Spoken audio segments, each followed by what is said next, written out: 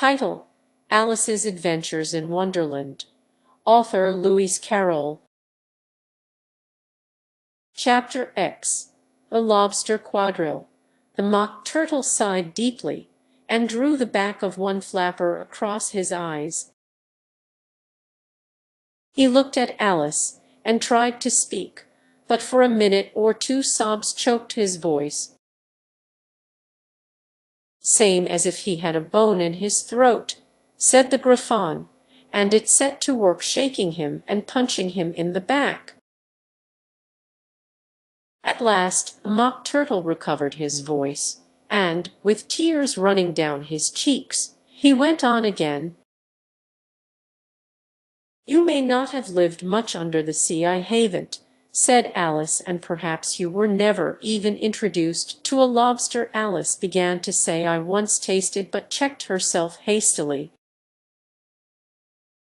and said "No, never, so you can have no idea what a delightful thing a lobster quadrille is." "No, indeed," said Alice. "What sort of a dance is it?" "Why," said the Griffon, "you first form into a line along the seashore." "Two lines," cried the Mock Turtle, "seals, turtles, salmon, and so on. Then, when you've cleared all the jellyfish out of the way—" "That generally takes some time," interrupted the Griffon. "You advance twice, each with a lobster as a partner," cried the Griffon. "Of course," the Mock Turtle said, "advance twice set to partners. Change lobsters, and retire in same order," continued the Griffon. "Then, you know," the Mock Turtle went on, "you throw the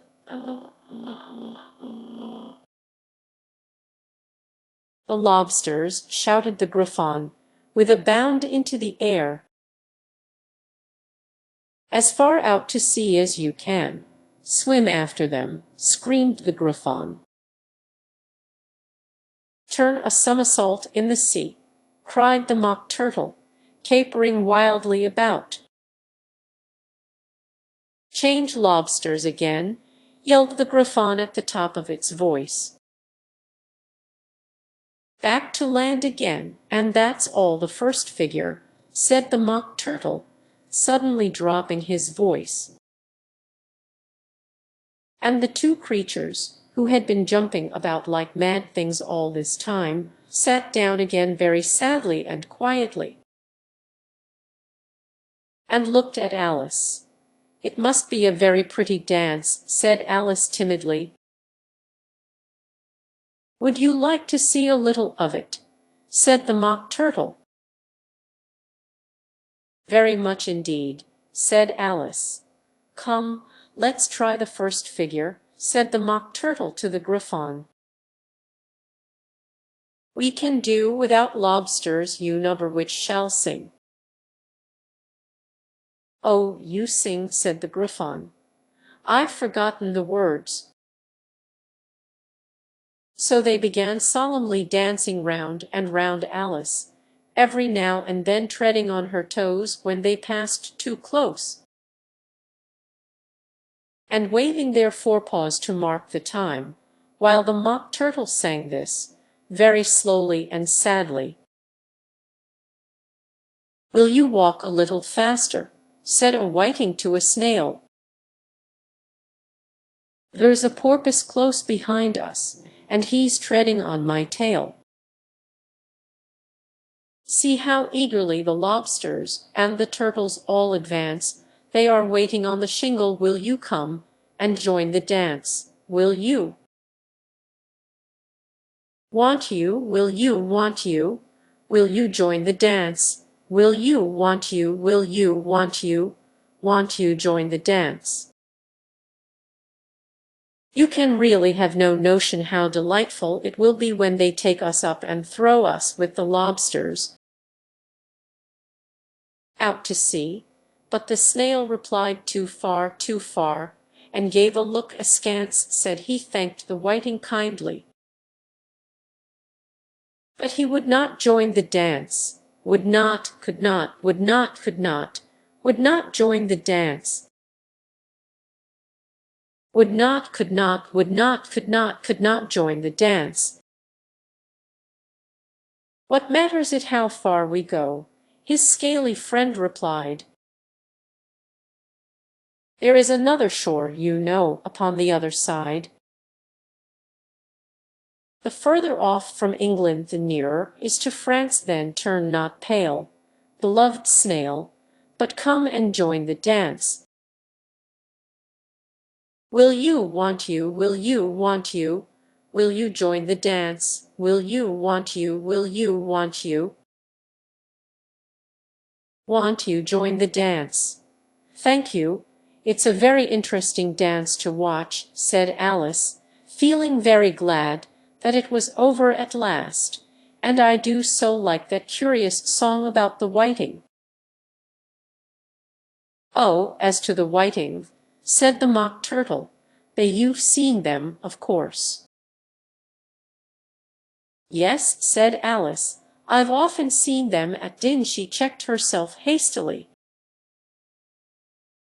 I don't know where Din may be, said the Mock Turtle, but if you've seen them so often, of course you know what they are like. I believe so, Alice replied thoughtfully. They have their tails in their mouths and fare all over crumbs. You're wrong about the crumbs, said the Mock Turtle. Crumbs would all wash off in the sea. But they have their tails in their mouths, and the reason is here. The Mock Turtle yawned and shut his eyes. Tell her about the reason and all that, he said to the Griffon. The reason is, said the Griffon, that they would go with the lobsters to the dance. So they got thrown out to sea, so they had to fall a long way. So they got their tails fast in their mouths, so they couldn't get them out again. That's all, thank you, said Alice. It's very interesting. I never knew so much about a whiting before. I can tell you more than that, if you like, said the Griffon. Do you know why it's called a whiting? I never thought about it, said Alice. Why, it does the boots and shoes, the Griffon replied very solemnly. Alice was thoroughly puzzled. Does the boots and shoes, she repeated in a wondering tone. Why, what are your shoes done with? Said the Griffon. I mean, what makes them so shiny? Alice looked down at them, and considered a little before she gave her answer. They are done with blacking, I believe, boots and shoes under the sea, the Griffon went on in a deep voice. Are done with a whiting. Now you know. And what are they made of? Alice asked in a tone of great curiosity. Soles and eels, of course, the Griffon replied rather impatiently. Any shrimp could have told you that. If I'd been the whiting, said Alice, whose thoughts were still running on the song, I'd have said to the porpoise, keep back, please, we don't want you with us. They were obliged to have him with them. The Mock Turtle said, no wise fish would go anywhere without a porpoise. Wouldn't it really? Said Alice in a tone of great surprise. Of course not, said the Mock Turtle. Why, if a fish came to me and told me he was going a journey, I should say with what purpose. Don't you mean purpose? Said Alice. I mean what I say, the Mock Turtle replied in an offended tone. And the Griffon added, come, let's hear some of your adventures. "I could tell you my adventures beginning from this morning," said Alice a little timidly, "but it's no use going back to yesterday, because I was a different person then." "Explain all that," said the Mock Turtle. "No, no, the adventures first," said the Griffon in an impatient tone. "Explanations take such a dreadful time." So Alice began telling them her adventures from the time when she first saw the White Rabbit. She was a little nervous about it just at first. The two creatures got so close to her, one on each side, and opened their eyes and mouths so very wide, but she gained courage as she went on. Her listeners were perfectly quiet till she got to the part about her repeating "You are old, Father William," to the caterpillar, and the words all coming different, and then the Mock Turtle drew a long breath, and said, "That's very curious." "It's all about as curious as it can be," said the Griffon. "It all came different," the Mock Turtle repeated thoughtfully. "I should like to hear her try and repeat something now." "Tell her to begin." He looked at the Griffon as if he thought it had some kind of authority over Alice. "Stand up and repeat." "'Tis the voice of the sluggard," said the Griffon.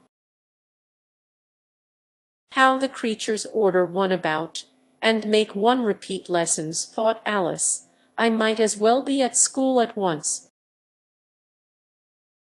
However, she got up, and began to repeat it, but her head was so full of the lobster quadrille that she hardly knew what she was saying, and the words came very queer indeed. "'Tis the voice of the lobster," I heard him declare. "You have baked me too brown. I must sugar my hair, as a duck with its eyelids, so he with his nose trims his belt and his buttons, and turns out his toes." "That's different from what I used to say when I was a child," said the Griffon. "Well, I never heard it before," said the Mock Turtle, "but it sounds uncommon nonsense." Alice said nothing. She had sat down with her face in her hands, wondering if anything would ever happen in a natural way again.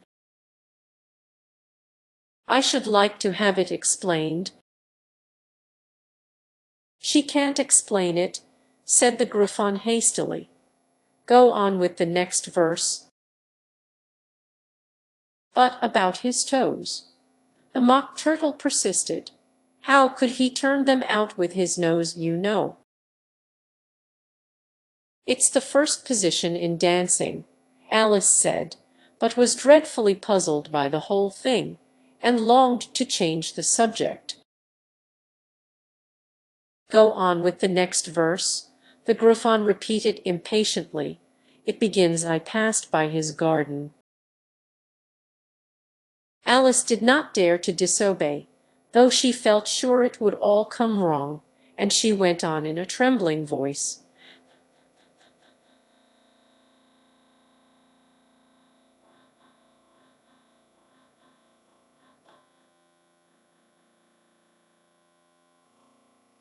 "Well, well, well."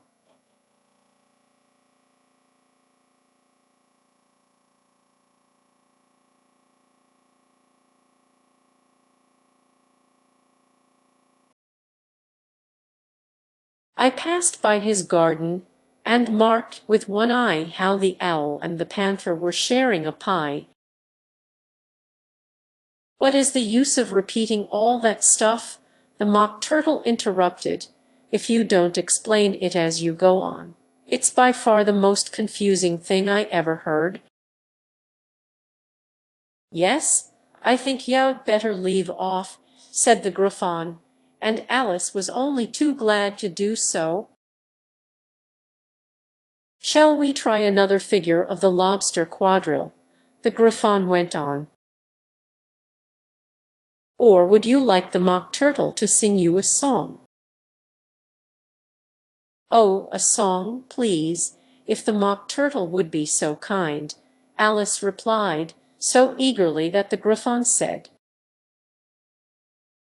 in a rather offended tone, "No accounting for tastes, sing her turtle soup, will you, old fellow?"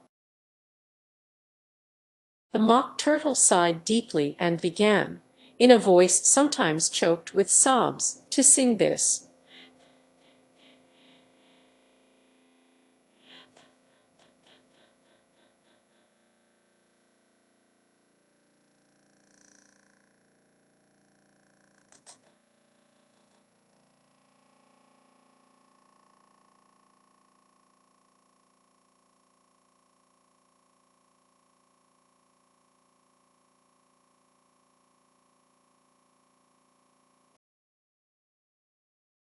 "Beautiful soup, so rich and green, waiting in a hot tureen, who for such dainties would not stoop, soup of the evening.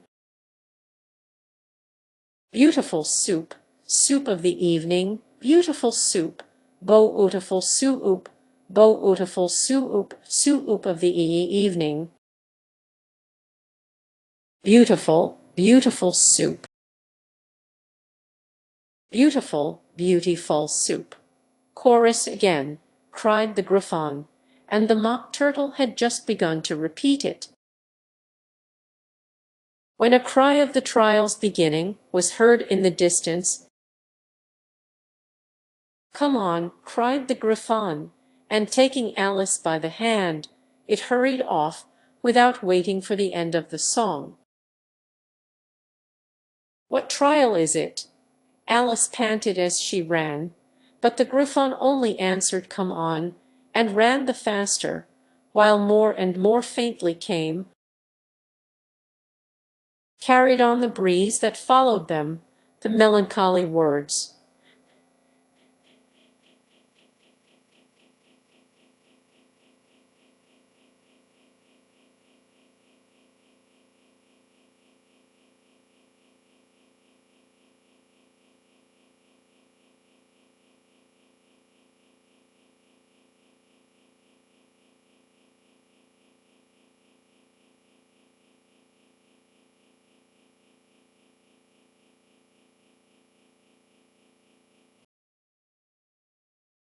soup of the evening, beautiful, beautiful soup. Chapter Roman 11. Who stole the tarts? The King and Queen of Hearts were seated on their throne when they arrived, with a great crowd assembled about them, all sorts of little birds and beasts, as well as the whole pack of cards. The knave was standing before them, in chains, with a soldier on each side to guard him, and near the king was the White Rabbit, with a trumpet in one hand and a scroll of parchment in the other. In the very middle of the court was a table, with a large dish of tarts upon it. They looked so good that it made Alice quite hungry to look at them. "I wish they'd get the trial done," she thought, "and hand round the refreshments." But there seemed to be no chance of this. So she began looking at everything about her, to pass away the time. Alice had never been in a court of justice before, but she had read about them in books, and she was quite pleased to find that she knew the name of nearly everything there. "That's the judge," she said to herself, "because of his great wig." The judge, by the way, was the king, and as he wore his crown over the wig, look at the frontispiece if you want to see how he did it.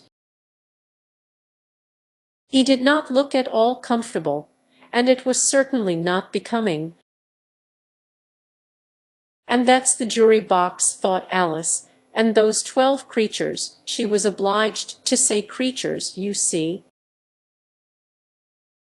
because some of them were animals and some were birds. I suppose they are the jurors." She said this last word 2 or 3 times over to herself, being rather proud of it, for she thought, and rightly too, that very few little girls of her age knew the meaning of it at all. However, jurymen would have done just as well. The 12 jurors were all writing very busily on slates. "What are they doing?" Alice whispered to the Griffon. "They can't have anything to put down yet, before the trial's begun." "They are putting down their names," the Griffon whispered in reply, for fear they should forget them before the end of the trial.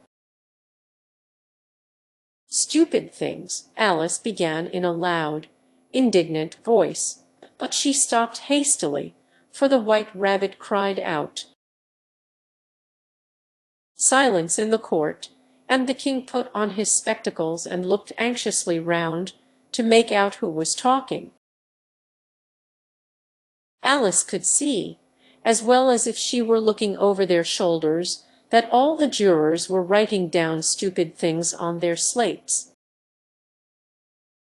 And she could even make out that one of them didn't know how to spell stupid, and that he had to ask his neighbor to tell him. "A nice muddle their slates'll be in before the trial's over," thought Alice. One of the jurors had a pencil that squeaked. This, of course, Alice could not stand, and she went round the court and got behind him, and very soon found an opportunity of taking it away. She did it so quickly that the poor little juror, it was Bill, the lizard, could not make out at all what had become of it. So, after hunting all about for it, he was obliged to write with one finger for the rest of the day. And this was of very little use, as it left no mark on the slate. "Harold, read the accusation," said the king. On this the White Rabbit blew 3 blasts on the trumpet, and then unrolled the parchment scroll, and read as follows.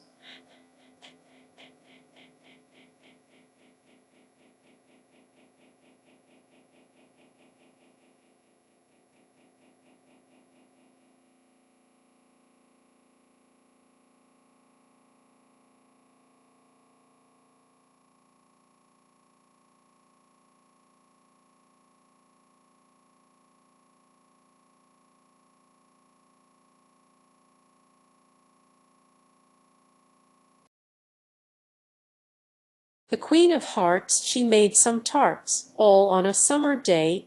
The Knave of Hearts, he stole those tarts, and took them quite away. Consider your verdict, the king said to the jury. "Not yet, not yet," the rabbit hastily interrupted. "There's a great deal to come before that." "Call the first witness," said the king, and the White Rabbit blew 3 blasts on the trumpet, and called out, "First witness." The first witness was the Hatter. He came in with a teacup in one hand, and a piece of bread and butter in the other. "I beg pardon, your Majesty," he began, "for bringing these in, but I hadn't quite finished my tea when I was sent for." "You ought to have finished," said the king. "When did you begin?" The Hatter looked at the March Hare, who had followed him into the court, arm in arm with the Dormouse. 14th of March, I think it was, he said. 15th, said the March Hare. 16th, added the Dormouse. Write that down, the king said to the jury, and the jury eagerly wrote down all 3 dates on their slates, and then added them up, and reduced the answer to shillings and pence. "Take off your hat," the king said to the Hatter. "It isn't mine," said the Hatter. "Stolen!" the king exclaimed, turning to the jury, who instantly made a memorandum of the fact. "I keep them to sell," the Hatter added as an explanation. "I've none of my own." "I'm a Hatter." Here the queen put on her spectacles and began staring at the Hatter, who turned pale and fidgeted. "Give your evidence," said the king, "and don't be nervous, or I'll have you executed on the spot." This did not seem to encourage the witness at all. He kept shifting from one foot to the other, looking uneasily at the queen. And in his confusion, he bit a large piece out of his teacup instead of the bread and butter. Just at this moment Alice felt a very curious sensation, which puzzled her a good deal, until she made out what it was. She was beginning to grow larger again, and she thought at first she would get up and leave the court, but on second thoughts she decided to remain where she was as long as there was room for her. "I wish you wouldn't squeeze so," said the Dormouse, who was sitting next to her. "I can hardly breathe. I can't help it," said Alice very meekly. "I'm growing." "You've no right to grow here," said the Dormouse. "Don't talk nonsense," said Alice more boldly. "You know you're growing too." "Yes, but I grow at a reasonable pace," said the Dormouse, not in that ridiculous fashion. And he got up very sulkily and crossed over to the other side of the court. All this time, the queen had never left off staring at the Hatter, and just as the Dormouse crossed the court, she said to one of the officers of the court, "Bring me the list of the singers in the last concert," on which the wretched Hatter trembled so that he shook both his shoes off. "Give your evidence," the king repeated angrily, "or I'll have you executed, whether you're nervous or not." "I'm a poor man, your Majesty," the Hatter began in a trembling voice, "and I hadn't begun my tea not above a week or so, and what with the bread and butter getting so thin, and the twinkling of the tea—" "The twinkling of the what?" said the king. "It began with the tea," the Hatter replied. "Of course twinkling begins with a T," said the king sharply. "Do you take me for a dunce? Go on." "I'm a poor man," the Hatter went on, "and most things twinkled after that, only the March Hare said—" "I didn't," the March Hare interrupted in a great hurry. "You did," said the Hatter. "I deny it," said the March Hare. "He denies it," said the king. "Leave out that part." "Well, at any rate, the Dormouse," said the Hatter went on, looking anxiously round to see if he would deny it too, but the Dormouse denied nothing, being fast asleep. "After that," continued the Hatter, "I cut some more bread and butter." "But what did the Dormouse say?" one of the jury asked. "That I can't remember," said the Hatter. "You must remember," remarked the king, "or I'll have you executed." The miserable Hatter dropped his teacup and bread and butter, and went down on one knee. "I'm a poor man, your Majesty," he began. "You're a very poor speaker," said the king. Here one of the guinea pigs cheered, and was immediately suppressed by the officers of the court. As that is rather a hard word, I will just explain to you how it was done. They had a large canvas bag, which tied up at the mouth with strings. Into this they slipped the guinea pig head first, and then sat upon it. "I'm glad I've seen that done," thought Alice. "I've so often read in the newspapers at the end of trials, there was some attempts at applause, which was immediately suppressed by the officers of the court. And I never understood what it meant till now. If that's all you know about it, you may stand down," continued the king. "I can't go no lower," said the hatter. "I'm on the floor, as it is." "Then you may sit down," the king replied. Here the other guinea pig cheered, and was suppressed. "Come, that finished the guinea pigs," thought Alice. "Now we shall get on better." "I'd rather finish my tea," said the hatter, with an anxious look at the queen, who was reading the list of singers. "You may go," said the king, and the hatter hurriedly left the court, without even waiting to put his shoes on. "And just take his head off outside," the queen added to one of the officers, but the hatter was out of sight before the officer could get to the door. "Call the next witness," said the king. The next witness was the Duchess cook. She carried the pepper box in her hand, and Alice guessed who it was even before she got into the court. By the way, the people near the door began sneezing all at once. "Give your evidence," said the king. "Shan't," said the cook.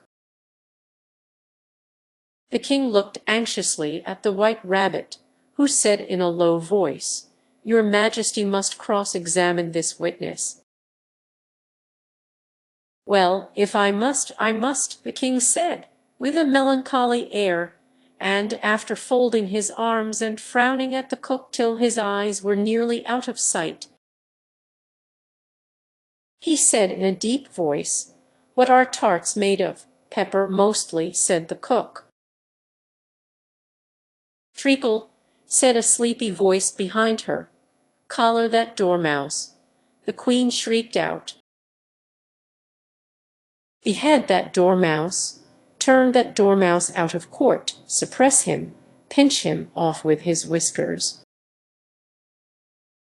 For some minutes the whole court was in confusion, getting the dormouse turned out, and by the time they had settled down again, the cook had disappeared. "Never mind," said the king, with an air of great relief. "Call the next witness." And he added in an undertone to the queen, "Really, my dear, you must cross-examine the next witness. It quite makes my forehead ache." Alice watched the White Rabbit as he fumbled over the list, feeling very curious to see what the next witness would be like. "For they haven't got much evidence yet," she said to herself. Imagine her surprise when the White Rabbit read out, at the top of his shrill little voice, the name Alice. Chapter Roman 12. Alice's Evidence. "Here," cried Alice, quite forgetting in the flurry of the moment how large she had grown in the last few minutes. And she jumped up in such a hurry that she tipped over the jury box with the edge of her skirt, upsetting all the jurymen onto the heads of the crowd below.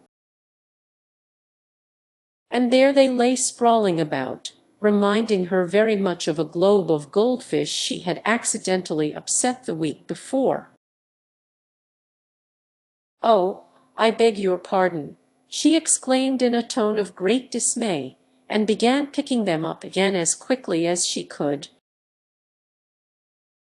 For the accident of the goldfish kept running in her head, and she had a vague sort of idea that they must be collected at once and put back into the jury box, or they would die. The trial cannot proceed, said the king in a very grave voice, until all the jurymen are back in their proper places. All, he repeated with great emphasis, looking hard at Alice as he said so. Alice looked at the jury box and saw that in her haste she had put the lizard in head downwards, and the poor little thing was waving its tail about in a melancholy way, being quite unable to move. She soon got it out again and put it right. Not that it signifies much, she said to herself. I should think it would be quite as much use in the trial one way up as the other. As soon as the jury had a little recovered from the shock of being upset, and their slates and pencils had been found and handed back to them, they set to work very diligently to write out a history of the accident, all except the lizard, who seemed too much overcome to do anything but sit with its mouth open, gazing up into the roof of the court. "What do you know about this business?" the king said to Alice. "Nothing," said Alice. "Nothing whatever," persisted the king. "Nothing whatever," said Alice. "That's very important," the king said, turning to the jury. They were just beginning to write this down on their slates, when the White Rabbit interrupted. "Unimportant. Your Majesty means, of course," he said in a very respectful tone, but frowning and making faces at him as he spoke. "Unimportant, of course, I meant," the king hastily said, and went on to himself in an undertone. "Important, unimportant, unimportant, important," as if he were trying which word sounded best. Some of the jury wrote it down important, and some unimportant.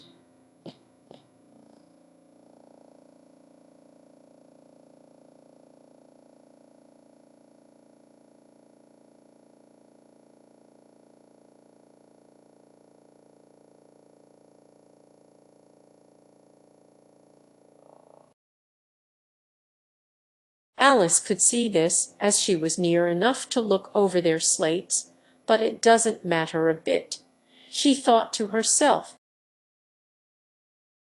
At this moment the king, who had been for some time busily writing in his notebook, cackled out silence, and read out from his book. Rule 42. All persons more than a mile high to leave the court. Everybody looked at Alice. "I'm not a mile high," said Alice. "You are," said the king. "Nearly 2 miles high," added the queen. "Well, I shan't go, at any rate," said Alice. "Besides, that's not a regular rule.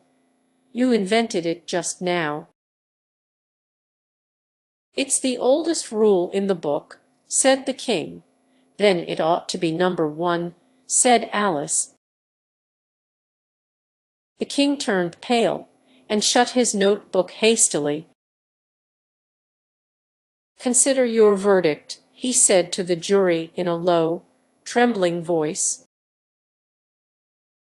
"There's more evidence to come yet, please your Majesty," said the White Rabbit, jumping up in a great hurry. "This paper has just been picked up. What's in it?" said the Queen. "I haven't opened it yet," said the White Rabbit, "but it seems to be a letter written by the prisoner to somebody." "It must have been that," said the king, "unless it was written to nobody, which isn't usual, you know."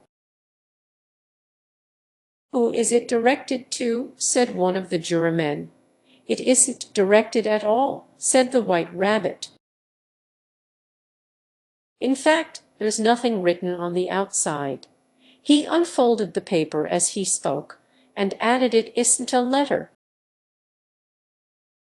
"After all, it's a set of verses. Are they in the prisoner's handwriting?" asked another of the jurymen. "No, they're not," said the White Rabbit, "and that's the queerest thing about it." The jury all looked puzzled. "He must have imitated somebody else's hand," said the king. The jury all brightened up again. "Please, your Majesty," said the knave, "I didn't write it, and they can't prove I did. There's no name signed at the end." "If you didn't sign it," said the king, "that only makes the matter worse. You must have meant some mischief, or else you'd have signed your name like an honest man." There was a general clapping of hands at this. It was the first really clever thing the king had said that day. "That proves his guilt," said the queen. "It proves nothing of the sort," said Alice. "Why, you don't even know what they are about. Read them," said the king. The White Rabbit put on his spectacles. "Where shall I begin, please, your Majesty?" he asked. "Begin at the beginning," the king said gravely, "and go on till you come to the end, then stop." These were the verses the White Rabbit read. "They told me you had been to her, and mentioned me to him. She gave me a good character, but said I could not swim. He sent them word I had not gone. We know it to be true, if she should push the matter on. What would become of you? I gave her 1, they gave him 2, you gave us 3 or more. They all returned from him to you, though they were mine before. If I or she should chance to be involved in this affair, he trusts to you to set them free, exactly as we were. My notion was that you had been before she had this fit an obstacle that came between him and ourselves. And it. Don't let him know she liked them best, for this must ever be a secret, kept from all the rest. Between yourself and me. That's the most important piece of evidence we've heard yet," said the king, rubbing his hands. "So now let the jury. If any one of them can explain it," said Alice. She had grown so large in the last few minutes that she wasn't a bit afraid of interrupting him. "I'll give him 6pence. I don't believe there's an atom of meaning in it." The jury all wrote down on their slates, "She doesn't believe there's an atom of meaning in it," but none of them attempted to explain the paper. "If there's no meaning in it," said the king, "that saves a world of trouble, you know, as we needn't try to find any. And yet I don't know," he went on, spreading out the verses on his knee and looking at them with one eye. "I seem to see some meaning in them, after all. Said I could not swim, you can't swim, can you?" he added, turning to the knave. The knave shook his head sadly. "Do I look like it?" he said, which he certainly did not, being made entirely of cardboard. "All right, so far," said the king, and he went on muttering over the verses to himself. "We know it to be true, that's the jury. Of course I gave her 1, they gave him 2. Why, that must be what he did with the tarts, you know. But it goes on, they all returned from him to you," said Alice. "Why, there they are," said the king triumphantly, pointing to the tarts on the table. "Nothing can be clearer than that. Then again, before she had this fit you never had fits, my dear, I think," he said to the queen. "Never," said the queen furiously, throwing an inkstand at the lizard as she spoke. The unfortunate little Bill had left off writing on his slate with one finger, as he found it made no mark. But he now hastily began again, using the ink that was trickling down his face as long as it lasted. "Then the words don't fit you," said the king, looking round the court with a smile. There was a dead silence. "It's a pun," the king added in an offended tone, and everybody laughed. Let the jury consider their verdict. The king said for about the 20th time that day. "No, no," said the queen. "Sentence first, verdict afterwards." "Stuff and nonsense," said Alice loudly. "The idea of having the sentence first." "Hold your tongue," said the queen, turning purple. "I want," said Alice. "Off with her head," the queen shouted at the top of her voice. Nobody moved. "Who cares for you?" said Alice. She had grown to her full size by this time. "You're nothing but a pack of cards." At this the whole pack rose up into the air and came flying down upon her. She gave a little scream, half of fright and half of anger, and tried to beat them off, and found herself lying on the bank, with her head in the lap of her sister, who was gently brushing away some dead leaves that had fluttered down from the trees upon her face. "Wake up, Alice dear," said her sister. "Why, what a long sleep you've had." "Oh, I've had such a curious dream," said Alice, and she told her sister, as well as she could remember them, all these strange adventures of hers that you have just been reading about. And when she had finished, her sister kissed her and said, "It was a curious dream, dear, certainly, but now run into your tea. It's getting late." So Alice got up and ran off, thinking while she ran, as well she might, what a wonderful dream it had been. But her sister sat still just as she left her, leaning her head on her hand, watching the setting sun, and thinking of little Alice and all her wonderful adventures, till she too began dreaming after a fashion. And this was her dream. First, she dreamed of little Alice herself, and once again the tiny hands were clasped upon her knee, and the bright, eager eyes were looking up into hers. She could hear the very tones of her voice, and see that queer little toss of her head to keep back the wandering hair that would always get into her eyes, and still as she listened, or seemed to listen, the whole place around her became alive with the strange creatures of her little sister's dream. The long grass rustled at her feet as the white rabbit hurried by, the frightened mouse splashed his way through the neighboring pool. She could hear the rattle of the teacups as the March Hare and his friends shared their never-ending meal, and the shrill voice of the queen ordering off her unfortunate guests to execution. Once more the pig baby was sneezing on the Duchess' knee, while plates and dishes crashed around it. Once more the shriek of the Griffon, the squeaking of the lizard's slate pencil,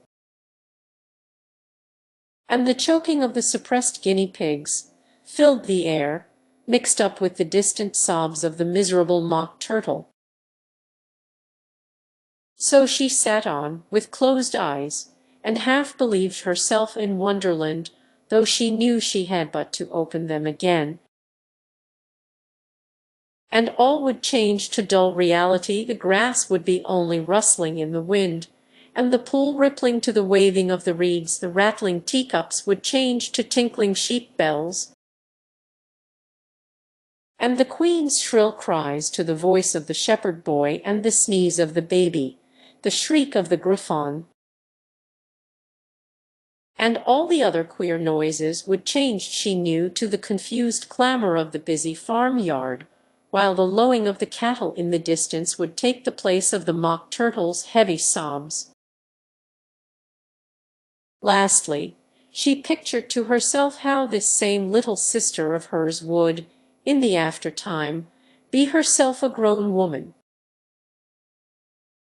and how she would keep, through all her riper years, the simple and loving heart of her childhood, and how she would gather about her other little children, and make their eyes bright and eager with many a strange tale, perhaps even with the dream of Wonderland of long ago, and how she would feel with all their simple sorrows, and find a pleasure in all their simple joys, remembering her own child life, and the happy summer days,